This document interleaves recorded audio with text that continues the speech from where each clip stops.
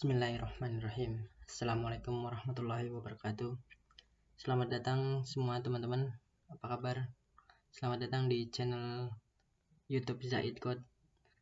Channel yang nantinya akan membahas seputar dunia programming dan teknik-teknik programming mungkin by case. Nah, video kali ini kita akan membahas tentang bagaimana menguasai banyak bahasa pemrograman. Nah, biasanya mungkin teman-teman di kampus atau di kuliah sering banget disuguhin banyak bahasa pemrograman secara bersamaan dalam waktu yang cepat, yang sama, seperti entah mungkin baru awal kita belajar kita disuguhin dengan pemrograman HTML, terus mungkin kita disuguhin belajar Java dan PHP, Python mungkin, dan C++. Nah, materi-materi ini biasanya di dunia pendidikan diajarkan secara bersamaan bagi pemula seperti teman-teman atau saya dulunya mungkin itu kesulitan dalam mempelajari semua bahasa ini jika dilakukan secara bersamaan. Nah, biasanya ketika kita disuguhkan bahasa yang banyak seperti ini, yang berbeda-beda seperti ini secara bersamaan, kita mendapati sebuah kebingungan, yaitu bahasa mana yang harus kita pelajari, bahasa mana yang harus kita fokuskan. Nah, untuk itu pada video kali ini kita akan bahas bagaimana supaya kita bisa paham itu semua. Nah, sebelumnya saya akan memberikan pendapat atau pendapat saya ya. Menurut saya bahasa pemrograman itu bisa kita kuasai dasarnya itu dalam waktu seminggu atau kurang lebih seminggu atau 2 minggu. Jika kita fokus untuk mempelajarinya, kita bisa menguasai bahasa itu dalam waktu 1 atau 2 minggu. Nah, caranya adalah kita akan lanjut. Bagaimana untuk mempelajari semua itu agar kita mendapatkan intinya, yaitu saya sudah merumuskan beberapa cara, beberapa tips yang sudah saya rangkum untuk teman-teman pelajari, untuk teman-teman pegang dalam mempelajari sebuah bahasa pemrograman. Teman-teman bisa melakukan tips-tips sebagai berikut yang saya jelaskan. Tips yang pertama adalah algoritma. Algoritma ini sangat penting dalam dunia bahasa pemrograman. Algoritma itu sendiri didefinisikan sebagai urutan atau langkah-langkah yang sistematis dan logis untuk menyelesaikan sebuah masalah. Nah, definisi dari algoritma ini harus kita pahami. Kita harus paham betul dan harus mengerti bagaimana cara menyelesaikan masalah dengan algoritma. Nah, teman-teman harus berpikir untuk menyelesaikan sebuah masalah itu kita perlu atur urutan-urutan dan langkah-langkah yang logis yang dapat dimengerti oleh bahasa mesin atau komputer. Nah, setelah kita memahami apa itu algoritma, kita akan dapat merumuskan sebuah masalah atau pemecahan masalah dengan flowchart atau pseudocode, atau kita dapat tergambarkan bagaimana atau apa yang harus kita lakukan untuk menulis sebuah skrip penyelesaian masalah. Nah, yang kedua, setelah kita paham apa itu algoritma, kita perlu yang terutama, kita perlu fokus dalam satu bahasa terlebih dahulu. Mungkin ini berbalik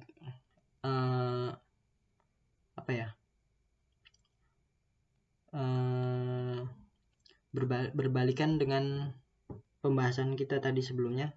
Kita akan membahas bagaimana cara memahami banyak bahasa pemrograman. Nah, tapi untuk memahami banyak bahasa pemrograman, untuk pertama-tama kita perlu fokus dulu satu bahasa yang kita pilih agar kita mendapatkan inti dari sebuah inti fungsi dari sebuah bahasa pemrograman. Peranan bahasa pemrograman itu apa? Nah, ketika teman-teman dia diberikan banyak bahasa pemrograman, ajaran bahasa pemrograman di kampus atau sekolah, itu teman-teman tidak perlu fokus ke banyak bahasa dulu. Lebih baik teman-teman ketika diberikan banyak bahasa, pilihan bahasa, teman-teman pilih dulu salah satu untuk difokuskan. Setelah itu, bahasa-bahasa lainnya bisa teman-teman kejar untuk mendapatkan intinya. Seperti itu. Seperti saya bilang tadi, teman-teman luangkan waktu 1 atau 2 minggu untuk fokus mempelajari bahasa tersebut. Nah, setelah fokus, teman-teman akan dapat dengan mudah mempelajari bahasa-bahasa berikutnya. Nah, kemudian yang ketiga, struktur penulisan dan cara kerja bahasa pemrograman. Nah, struktur penulisan dan cara kerja ini kita perlu pahami strukturnya bahasa yang kita pilih dan cara kerja bahasa yang kita pilih. Dalam satu contoh, kita memilih sebuah bahasa katakanlah Python. Nah, Python ini dia berjalan secara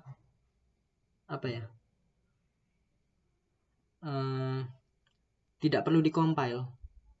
Dia bisa berjalan secara langsung. Dia bisa langsung di running ketika kita telah selesai menulisnya dengan program Python. Dan bahasa Python ini kita perlu tahu cara kerjanya, yaitu kita bisa baca dokumentasinya dari Python. Nah, Python ini kita perlu tahu. Setelah kita memilih sebuah bahasa seperti Python, contohnya, kita perlu tahu apa yang membuat script Python ini bekerja dan apa fungsinya pemrograman Python ini. Nah, apa yang bisa dilakukan oleh bahasa pemrograman Python? Itu kita pahami dulu. Setelah kita tahu, kita juga perlu melihat struktur penulisan Python. Python ini dia ditulis seperti apa contohnya? Bagaimana dia menulis variabel? Bagaimana kita menulis function di Python? Dan bagaimana kita membuat kelas? Itu kita perlu pelajari struktur dasarnya, strukturnya. Kita perlu pahami betul gimana dia menulisnya. Nanti pada intinya nanti semua bahasa itu akan mirip-mirip persis dan tidak jauh beda. Nah, kemiripan bahasa ini yang menyebabkan kita bingung ketika kita sedang menjadi seorang pemula. Karena bahasa ini mirip, jadi kita bingung. Kita akan lupa bahasa, misalkan kita diajarkan C++, kemudian diajarkan Pascal. Nah, ketika kita hari ini diajarkan C++, kemudian besok diajarkan Pascal, itu kita bingung kita akan lupa samar-samar menulis bahasanya, kita akan tidak paham struktur penulisannya. Nah, maka dari itu saya menyarankan untuk fokus satu bahasa terlebih dahulu dan kita pahami struktur penulisannya sampai kita benar-benar mendapatkan intinya. Nah, kemudian perbandingan. Nah, yang keempat ini adalah tahap ketika kita telah menguasai atau paham betul cara penulisan satu bahasa yang kita pilih tadi. Kita perlu main-main ke bahasa tetangga atau bahasa sebelah. Kita perlu lihat, kita perlu bandingkan, kita perlu bandingkan side to side bagaimana cara dia menulis sebuah print out. Nah, itu nanti akan terlihat. Nah,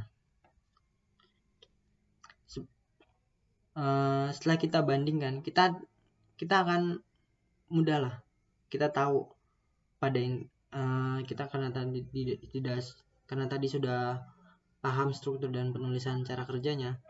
Nah, itu kemudian yang selanjutnya adalah penyesuaian.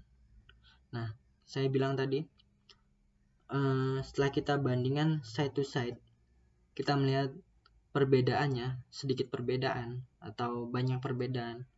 Ini kita tinggal penyesuaian saja. Karena tadi kita sudah belajar algoritma, kita tahu cara penyelesaian masalahnya, terus kita sudah paham bagaimana cara menulisnya, bagaimana cara kerjanya, apa saja yang dibutuhkan untuk menulis skrip yang kita pilih bahasanya. Nah, selanjutnya kita mau pindah bahasa, ini kita tinggal penyesuaian saja. Kita translate algoritma yang sudah kita buat untuk menyelesaikan sebuah masalah dari skrip yang pertama tadi kita buat, kemudian kita translate dengan penyesuaian bahasa selanjutnya. Nah, tahapannya seperti itu, teman-teman. Nah, tentunya untuk penyesuaian ini kita kan baru menggunakan bahasa pemrograman yang baru. Tentunya kita tidak akan mengerti, tidak akan tahu tak bagaimana cara menulis perulangan atau bagaimana percabangan di bahasa baru, bagaimana. Nah, ketidaktahuan ini kita gunakan tips yang keenam. Tips yang keenam adalah membaca dokumentasi. Nah, ini adalah tips yang paling penting. Dokumentasi. Setelah kita paham semuanya, setelah kita mendapatkan kelima poin tips ini, selanjutnya adalah yang terakhir, membaca dokumentasi. Nah, karena ini bahasa baru, kemudian tentunya tag dan scriptnya itu, function-functionnya, library-nya, itu semuanya kita tidak ketahui. Tapi bekal untuk menyelesaikan sebuah masalah kita sudah punya dengan kelima poin ini. Nah, selebihnya kita tinggal menyesuaikan saja dan membaca dokumentasi. Seperti misalkan kita ingin melakukan print out, kita melakukan looping, kita ingin melakukan percabangan, ini kita lihat di dokumentasi. Nah,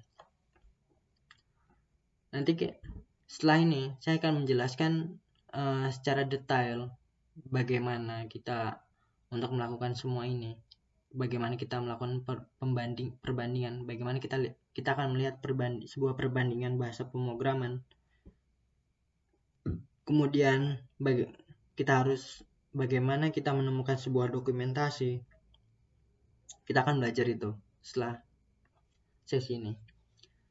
Nah, saya harap 6 poin tips dan trik ini teman-teman bisa pahami dan mengerti, supaya teman-teman mudah melakukan belajar pemrograman. Nah, mari kita lanjut ke sesi berikutnya.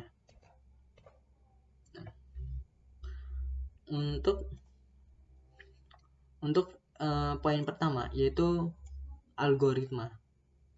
Seperti kita tahu, seperti yang tadi saya jelaskan, kita perlu memahami apa itu definisi dari algoritma. Di sini saya sudah menyiapkan definisi dari algoritma itu apa. Nah, ini diambil dari buku, dari sebuah tulisan. Saya coba lihat dari teman-teman dosen di Universitas Teknik Informatika, Politeknik Elektronika Negeri Surabaya. Nah, mereka menulis ini, yaitu di sini dikatakan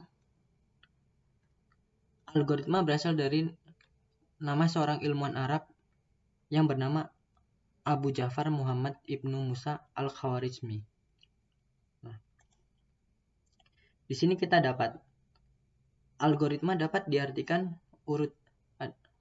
sebuah urutan penyelesaian masalah yang disusun secara sistematis menggunakan bahasa yang logis atau memecahkan suatu masalah. Nah, inti dari algoritma ini adalah urutan-urutan yang logis untuk penyelesaian sebuah masalah. Jadi teman-teman ketika ingin menyelesaikan sebuah masalah, itu teman-teman harus logis dulu nih. Urutannya itu. Teman-teman mau melakukan apa? Mau melakukan apa untuk menyelesaikan sebuah masalah.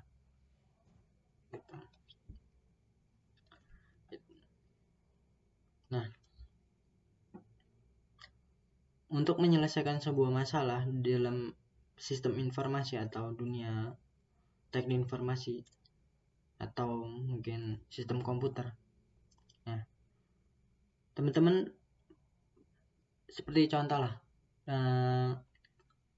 kita ingin memperbaiki ponsel, atau kita ingin memperbaiki sebuah sepeda. Kita pastinya memerlukan alat. Nah, alat itu, tools itu untuk memperbaiki sepeda, kita tahu punya obeng, kunci Inggris, kunci pas, dan lain sebagainya. Tools itu merupakan sebuah alat atau senjata kita untuk menyelesaikan sebuah masalah sepeda kita. Nah, di sini kita juga mempunyai masalah yang sama. Kita ingin memecahkan sebuah masalah. Misalkan kita ingin mengetahui berapa ongkir suatu barang dari Jakarta ke Jogja, misalkan seperti itu. Nah, kita harus tuliskan apa yang harus kita butuhkan untuk mengetahui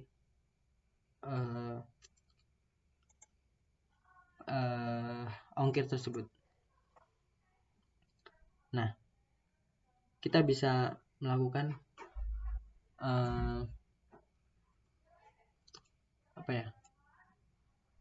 inputan. Kita perlu inputan, yaitu 1, pengirim, kota pengirim, kemudian kota penerima. Nah, kita punya data 2 ini. Kemudian kita perlu mengetahui berapa ongkos kirim. Nah, untuk mengetahui ongkos kirim kita bisa menggunakan API dari eksternal. Misalkan kita punya API yang sudah jadi, API-nya berbentuk function, ongkir dengan parameter kota pengirim dan kota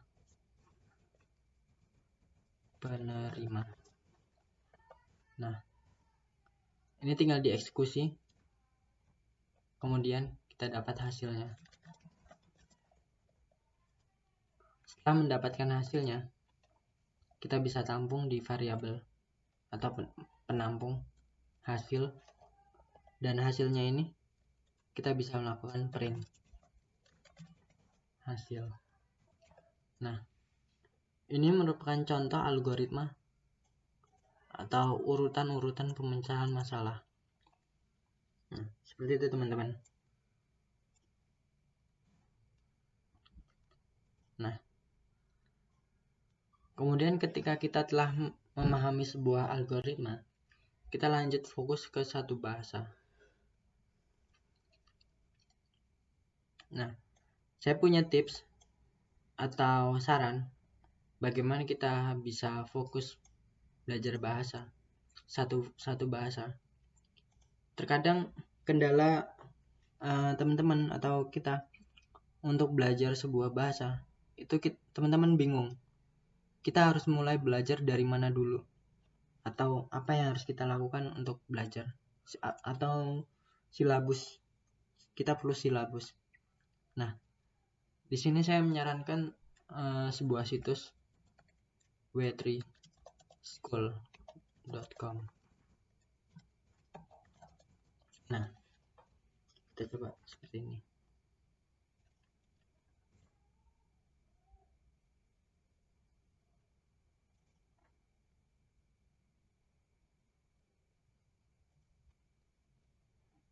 Nah, kan ini teman-teman, situsnya w3schools.com. Nah, teman-teman bisa kunjungi situs ini. Teman-teman pilih bahasa pemrograman yang akan teman-teman tekuni, atau teman-teman juga bisa belajar dari sini, LearnX in Y-Minute. Nah, di sini terdapat banyak sekali bahasa pemrograman. Di sini kita lebih kompleks untuk pelajaran-pelajarannya dibandingkan dengan W3 School, karena di sini terdapat case by case. Nah, teman-teman perlu mempelajari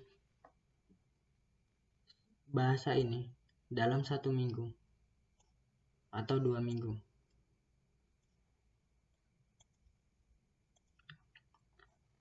Teman-teman bisa menghabiskan waktu 1 hari atau waktu luang teman-teman untuk mempelajari semua bahasa dasar basic ini. Nah, kalau boleh saya jabarkan, inti dari mayoritas pemrograman itu berisi sebuah deklarasi variabel, kemudian inisialisasi variabel, dan kemudian jenis-jenis tipe data,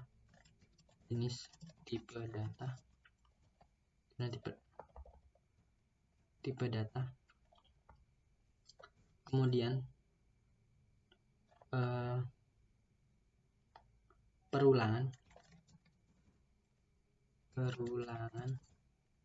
atau looping, kemudian percabangan. Nah, intinya tuh ini teman-teman, kebanyakan dari tools ini intinya ini untuk menyelesaikan sebuah masalah adalah ini. Nah, teman-teman perlu mempelajari satu bahasa fokus. Ini sebuah tools teman-teman. Teman-teman harus pelajari ini. Nah, kemudian untuk yang selanjutnya adalah struktur dan cara kerja penulisannya. Di sini saya jelaskan dengan contoh bahasa Python. Kita coba buka dokumentasi Python, dokumentasi resminya. Ada situsnya berdomain python.org. Nah, di sini kita bisa baca Python adalah merupakan powerful dan fast. Python dapat dijalankan dimanapun. Dia bersifat friendly dan mudah untuk dipelajari. Bersifat open. Nah, hal yang kita butuhkan untuk menjalankan sebuah program Python atau script Python, kita perlu mendownload Python itu sendiri. Itu kita bisa pilih di sini, di download di situs resminya. Kalau di sini di sistem saya sudah terinstall Python di subsistem Windows-nya. Di sini saya sudah install Kali.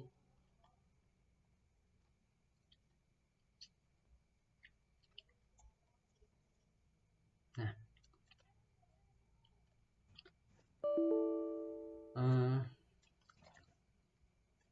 kita coba. Di sini saya juga sudah punya file main.py. Ini untuk latihan kita. Sublime. Kita coba buka main.py. Nah, isinya seperti ini, teman-teman. Ini kita kosongkan dahulu.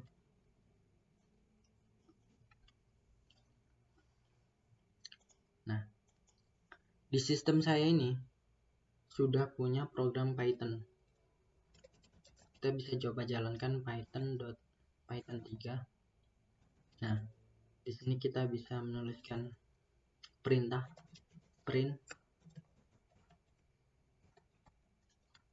selamat datang di channel Zaid Code. Nah, ini hasilnya. Ini salah satu contoh perintah dari Python. Ketika teman-teman sudah mulai mempelajarinya dan sudah paham apa yang dibutuhkan untuk menjalankan sebuah script Python, script bahasa yang teman-teman pilih, kita perlu mempelajari dari dasar sampai level advance. Seperti contoh, kita belajar dari Python Get Started. Nah, di sini dijelaskan instalasi Python, kemudian mengecek versi Python, terus bagaimana cara menjalankan script Python, kemudian script dasar, script pertama yang sedikit sudah kita contohkan. Lalu teman-teman juga bisa menjalankan Python secara langsung. Nah, ini teman-teman pelajari dari awal. Nah, bagaimana cara membuat variabel. Di sini ada sub-subnya, variable name, assign multiple value, output variable, global. Nah, ini teman-teman pelajari. Kemudian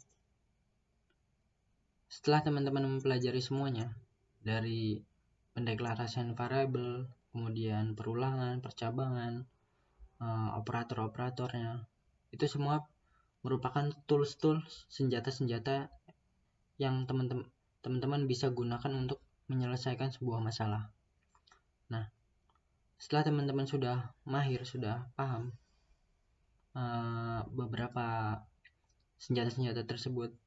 Teman-teman bisa bandingkan seperti ini teman-teman. Jadi teman-teman bisa membuka ini teman-teman. Nah, di sini dapat terlihat perbandingannya seperti apa. Jadi, ketika kita belajar sebuah bahasa, di sini kita contoh bahasa basic. Nah, di sini untuk menuliskan sebuah hello world. Nah, di sini tertulis say hello world in 28 different programming language. Di bahasa ketiga, bahasa basic, ini penulisannya seperti ini teman-teman. Print hello world. Di hello world ini dikutip dengan tanda kutip 2, kemudian tanpa diakhiri semikolon. Nah, kemudian kita lanjut ke melihat bahasa sebelah. Bahasa sebelah itu di sini bahasa C. Bahasa C mempunyai struktur dan penulisan seperti ini. Nah, struktur penulisan ini sudah paten teman-teman. Jadi, untuk menuliskan sebuah printout atau melakukan print, ini scriptnya seperti ini. Puts buka kurung kutip 2 hello world, koma, atau pesan teman-teman, kemudian dikutip lagi, kemudian diakhiri dengan tutup kurung dan diakhiri dengan semikolon. Nah, di bahasa script mempunyai sebuah blok program. Nah, blok program ini ditulis sebagai berikut teman-teman, seperti ini. Dikutip. Dia blok program ini sifatnya atau jenisnya, dia merupakan function bertipe integer. Tipenya ini bisa lain-lain, tidak hanya terpaku dengan integer. Nah, teman-teman bisa bandingkan. Kemudian kita berjalan lagi dengan bahasa selanjutnya, yaitu bahasa C++. Ini bahasanya mirip-mirip teman-teman, seperti sebelumnya. Cuma tools atau alat, tadi kita sebut bahasa programming itu adalah sebuah alat. Nah, alat ini ketika untuk melakukan print, ini bentuknya seperti ini teman-teman. Kita tinggal menyesuaikan saja dengan membaca dokumentasinya. Nah, blok programnya seperti ini. Hanya ditambahkan return 0. Ini karena dia fungsinya integer, maka dia mereturnkan sebuah bentuk integer. Nah, ketika kita melihat lagi, bermain-main dengan bahasa sebelah, bahasa selanjutnya, yaitu bahasa Secret, ini blok programmingnya seperti ini. Nah, nanti blok ini tinggal teman-teman sesuaikan saja, tinggal teman-teman menurut saja untuk bagaimana mereka menulisnya. Kemudian sisanya di dalam blok programming ini diisikan dengan logic teman-teman, logic yang sudah kita buat tadi menggunakan kaidah algoritma. Nah, logic ini kita tuangkan di dalam blok programming yang kita pilih bahasa pemrogramannya. Nah, ketika kita belajar bahasa lain lagi, ini ada yang lebih gampang lagi teman-teman. Ada yang lebih simpel penulisannya, yaitu Clipper. Nah, dia ditulis seperti ini, hanya satu baris. Nah, kemudian lanjut ke bahasa-bahasa lainnya. Ini semua hanya sebuah penyesuaian saja teman-teman. Pada intinya, untuk sebuah penyelesaian masalah itu terdapat pada algoritmanya. Untuk alatnya, teman-teman bisa pilih apapun teman-teman suka, apapun yang teman-teman perlukan, sesuai kebutuhan yang teman-teman perlukan. Nah, nanti untuk lebih lanjutnya kita akan belajar bahasa-bahasa lainnya.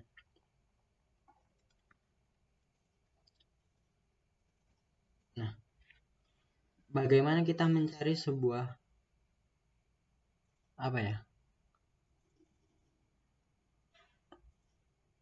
pembanding. Pembanding tadi kita sudah lihat, kita bisa belajar di sini, di situs yang telah saya tunjukkan. Kemudian kita juga bisa belajar dari pembandingnya dari situs ini, LearnX in a Minute, atau kita bisa ke situs Wetrischool. Nah, mungkin di dokumentasi situs pembelajaran ini mungkin tidak secara lengkap suatu bahasa dijelaskan secara detail. Untuk lebih jelasnya kita bisa mengunjungi dokumentasi. Seperti contoh, kita mengunjungi dokumentasi Python. Di sini terdapat dokumentasinya dari beginner's guide hingga developer guide. Kemudian kita coba buka dokumentasinya. Nah, di sini kita bisa klik beginner guide.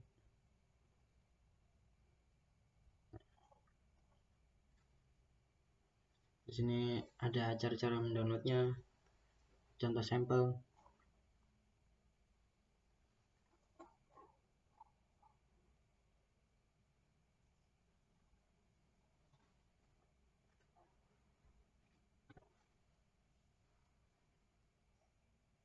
Nah, setelah itu mungkin sekian dulu teman-teman yang bisa saya sampaikan, karena video ini sudah terlalu panjang, sudah hampir mau setengah jam. Untuk lebih lanjutnya nanti teman-teman bisa gabung di grup Telegram kami, yaitu Zaid Code. Kita bisa diskusi dan belajar bersama di sana. Oke. Sekian video dari saya. Semoga membantu teman-teman, semoga bermanfaat. Wassalamualaikum warahmatullahi wabarakatuh.